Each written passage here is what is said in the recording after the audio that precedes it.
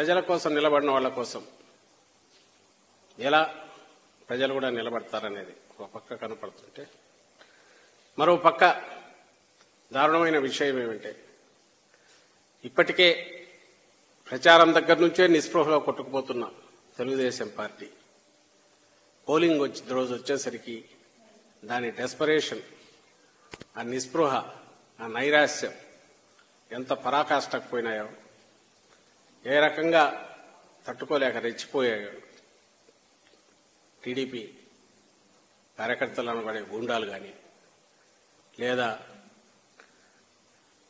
వాళ్ళకు అనుకూలంగా ఈరోజు పొత్తు వల్లనో ఇంకో దాని వల్ల పోలీస్ అధికారులు కానీ, లేదా ఎన్నికల కమిషన్ అబ్జర్వర్ల పేరిట ఇక్కడికి వచ్చిన వాళ్ళు కానీ, మనం ఈరోజు జరిగినంత ఏకపక్షంగా వాళ్ళ వైపు నుంచి జరిగిన దాడులు, హింసాకాండ రుజువు చేస్తుంది. ఆ డెస్పరేషన్ కనిపిస్తుంది అందులో. దాంతో నుంచి వచ్చి ఎట్లాగైనా సరే ఏదో ఒక రకంగా పోలింగ్ని అడ్డుకోవాలనే దుస్సాహసం కూడా వాళ్ళ వైపు నుంచి కనపడుతోంది.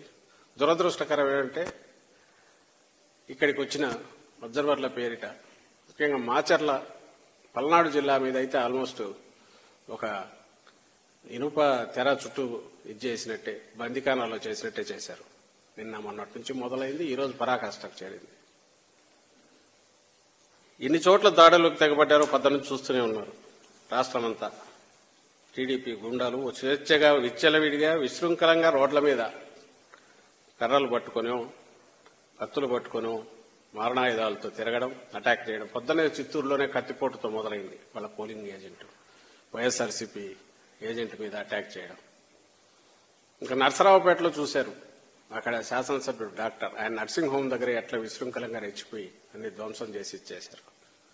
మాచర్ల, దాచేపల్లి, పెనమలూరు, తాడిపత్రి, ఉదయం గంగాధర్ నెల్లూరు, ఆ బౌన్సర్ల కల్చర్ ఏందో అర్థం కాదు వెళ్ళది, ఎక్కడ తెచ్చుకుంటున్నారు. అద్దంకి, పీలేరు, పొన్నూరు, ఆత్మకూరు, జగ్గయ్యపేట, సత్తెనపల్లి, ఇవన్నీ ఎటువంటి మా వైపు నుంచి ఎంత సంయమనంతో ఉన్నా. ఎందుకంటే మాకు ప్రశాంతంగా ఎన్నికలు జరగడం అనేది మాకు కావాలా. మహిళలు ఎవరైతే హింసను చూస్తే వెనక్కు తగ్గుతారో వాళ్ళు స్వేచ్ఛగా ఓటు వేయాలంటే ప్రశాంత వాతావరణం కావాలి మాకు. అందువల్ల మా వైపు నుంచి ఎంతో సంయమనంతో వ్యవహరించిన రెచ్చగొట్టే రకంగా అటువైపు నుంచి కంటిన్యూస్గా ఏదో ఒక రకంగా ఒక హింసాకాండ సృష్టించాలా, జనం భయపడాలా, ఓటింగ్కు దూరంగా పోవాలనే కుటిల దుష్ట పన్నాగంతో ఉదయం నుంచి ఎట్లా చేశారనేది అందరూ గమనిస్తూనే ఉన్నారు.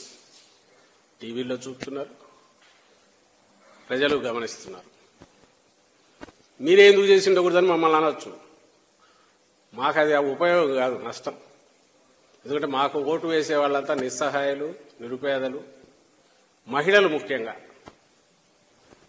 మరి ఎవరు ఇవి చేసింటారనేది ప్రత్యేకంగా చెప్పనక్కర్లేదు. టీడీపీ వాళ్లే రెచ్చగొట్టి ఏదో ఒక రకంగా కవ్వింపు చర్యలకు పాల్పడి ఏకపక్షంగా దాడులు చేశారు. అక్కడికి సంయమనంతో ఉన్నందువల్ల అధికారంలో ఉండి ప్రతిపక్షంలో కంటే అన్యాయమైన పరిస్థితిలో మేము ఈరోజు పోలీసు అధికారులు కూడా వాళ్లతో కుమ్మక్కు కావడంతో బహుశా ఎన్నికల కమిషన్ నుంచి ప్రెషర్ ఉండో, లేక ఆ పేరు చెప్పి ఒకతను సస్పెండ్లో ఉన్న డీజీ క్యాడర్ అనుకుంటా ఏబీ వెంకటేశ్వరరావు ఏకంగా టీడీపీ ఆఫీసులోనే కూర్చొని అందరికీ ఫోన్లు కొడుతున్నారని కూడా వార్తలు వచ్చాయి. ఎస్పీలను బెదిరించడం, దబాయించడం, వచ్చేస్తున్నాం మేము అనడం. అసలు వచ్చేస్తున్నాం అనేది ఇప్పుడు కాదు, నెల నుంచి మొదలు పెట్టారు. వచ్చేస్తున్నాం. మరి ఇప్పుడేమి ఎక్కడా కనపడట్లేదు వాళ్ళు. సరే, ఎన్నికల్లో ఎవరు వస్తారో అది పక్కన పెట్టినా అందరూ గమనించారు. చంద్రబాబు నాయుడు కానీ ఆ పార్టీ కానీ గత 2-3 నెలలుగా వాళ్ళ అది ఆ అడ్డగోలు పొత్తుల పేరుతో అయితే ఏమి, ఆ తర్వాత చిట్లు బూతులు అయితే ఏమి, నోటికొచ్చినట్టు మాట్లాడడం అయితే ఏమి, జగన్మోహన్ రెడ్డి గారి వ్యక్తిత్వ హననానికి పాల్పడడం అయితే ఏమి, అంటే ఏవైనా అజెండానో అంశాలనో మీదనో మాట్లాడడం అనేది జరగకుండా అప్పుడు మొదలు పెట్టింది. ఆ రోజు నుంచి తెలుసు మామూలు దారిలో రాలేమని. అందుకే కేంద్రంలో ఉన్న పార్టీతో పెట్టుకుంటే అధికారం అండగా ఉంటుందని, ఇటుపక్క ఒక సామాజిక వర్గం, పెద్ద సామాజిక వర్గం అండ వస్తుంది ఇంకొక ఆయనతో.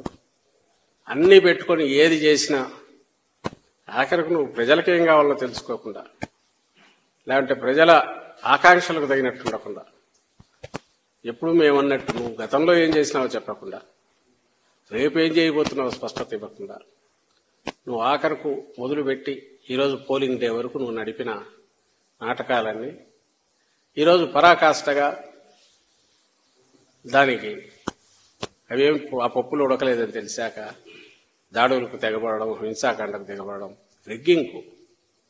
రిగ్గింగ్ కూడా బాగా.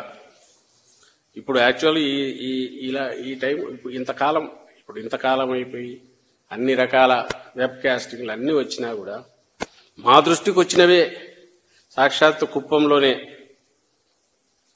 దాదాపు 1, 2, 57, 92, 93, 94, 194, 195, 203 ఇవి ఆ బూతులు మా దృష్టికి వచ్చినవి.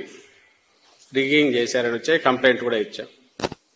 మాచర్ల, టెక్కలి, వేమూరు, గుంటూరు వెస్ట్, వినుకొండ, సత్యనపల్లి, అద్దంకి, పొన్నూరు, అమలాపురం ఇవి మా దృష్టికి కొన్ని వచ్చినాయి. ఈ దాదాపు ఇవి ఇక్కడంతా కూడా రిగ్గింగ్కు పాల్పడ్డారు. తెలుగుదేశం మూకలు అడ్డంగా ఈవీఎంలు పగలగొట్టారు చాలా చోట్ల. వీటి మీద కంప్లైంట్లు ఇచ్చాం. దాదాపు 80 పైగా ఈ ఒక్కరోజే వీళ్ళ దుశ్చర్యలన్నీ ఈసీకి కంప్లైంట్లు ఇచ్చాం. సరే చర్యలు ఏమున్నా రికార్డు అయితే అవన్నీ మొత్తం మీద ఇప్పటికీ ఇంకా క్యూలు ఉన్నాయి. అండ్ జూన్ 4వ తేదీ ఫలితాలు వచ్చే వరకు అందరం వేచి ఉన్నా. ఈరోజు ముఖ్యంగా ప్రజలకు కృతజ్ఞతలు. వైఎస్ఆర్ కాంగ్రెస్ పార్టీ తరఫున, జగన్మోహన్ రెడ్డి గారి తరఫున ఓటర్లకు,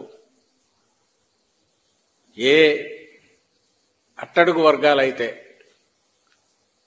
మాకు అండగా, వైఎస్ఆర్ కాంగ్రెస్ పార్టీకి అండగా ఉన్నాయో గతంలోనూ ఇప్పుడు కూడా, ఎవరి కోసమైతే జగన్మోహన్ రెడ్డి గారు పాటుపడుతున్నారో సంక్షేమం అభివృద్ధి కోసం, వాళ్ళంతా కూడా జగనన్నతో మేము ఉన్నామని ఈరోజు ఓటింగ్కు పెద్ద ఎత్తున రావడం ద్వారా తమ అభిమానాన్ని చాటుకునేందుకు అందరికి కూడా కృతజ్ఞతలు.